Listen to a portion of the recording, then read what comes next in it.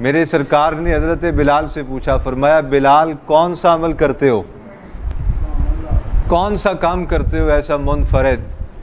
फरमाया मैंने बिलाल जन्नत में तेरे कदमों की आहट सुनी है, जन्नत में तेरे कदमों की।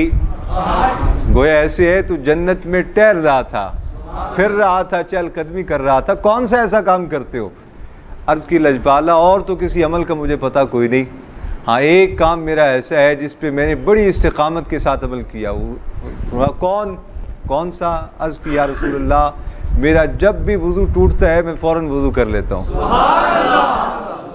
हुज़ूर आपका बिलाल कभी बेवज़ू नहीं रहा, हमेशा बावज़ू रहा, हमेशा बावज़ू रहा।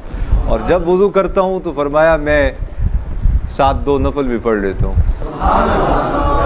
मैं बिलाल मैंने तेरे कदमों की आहट जन्नत में सुनी।